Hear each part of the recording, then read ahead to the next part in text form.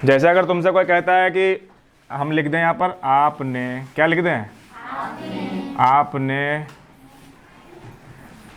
62 अंक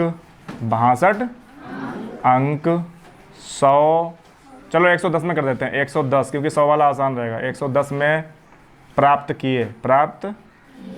किए तो कितने प्रतिशत हैं, तो कितने प्रतिशत हैं। परसेंटेज तुमसे पूछता है कितने प्रतिशत है ना। तो इसका मतलब क्या हुआ, अगर हम लिखना चाहें तो इसको कैसे लिखते हैं बताओ, 62/100। जैसे मान लिया हम हर शनिवार को आपका टेस्ट लेते हैं ना, तो आपको जब हम नंबर देते हैं तो ऐसे लिखते हैं 8/10 लिखते हैं ना, 4/10 ऐसे लिखते हैं ना। यानी कितने में से, तो वो नीचे, और कितने तुमको मिले, जो मिले होते हैं वो ऊपर आते हैं ना। या ऐसे लिख देते हो 10/4 ये कर दोगे, ये तो नहीं होता है। यानी प्राप्तांक यानी प्राप्त हुए अंक ऊपर लिखे जाते हैं, पूर्णांक यानी कितने में से है तो वो नीचे लिखा जाता है। तो 62/100 हो गया ना। अच्छा 110 है तो 110 कर लो, 110 सही है।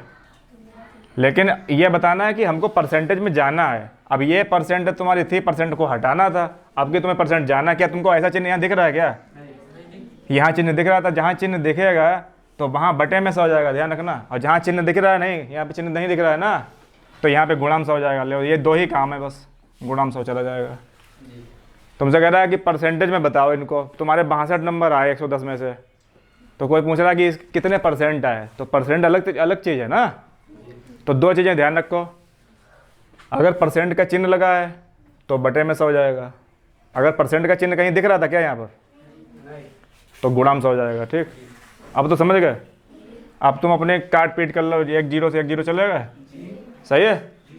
और 0 आखिर वाला ही जाएगा, या ध्यान रखना। ऐसा नहीं कि यहाँ पे 101 लिखा हो तुम बीच का 0 उड़ा दो, तुम्हारा भरोसा नहीं है, तुम बीच का भी 0 उड़ा सकते हो। ठीक है, तुम ऐसा भी काट सकते हो, 100 ऐसा लिखा होगा 101 और 100, तो तुम 1 0 से 1 0 ऐसे उड़ा सकते हो। ये ऐसा नहीं कटेगा, ठीक है।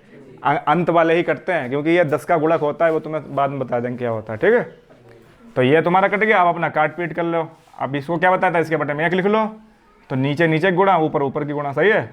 तो 11 से 62 को भाग कर सकते हैं, और ये हो गया तुम्हारे 620। गुणा करो तो कितना हो जाएगा, 620 भाग 11। तो 11 से 620 को भाग कर देना, तुम्हारा आंसर आ जाएगा। ये तो कर सकते हो ना भाई, 11 पंजे 55, जितने भी बचेंगे शेष अपना भाग करते जाओ।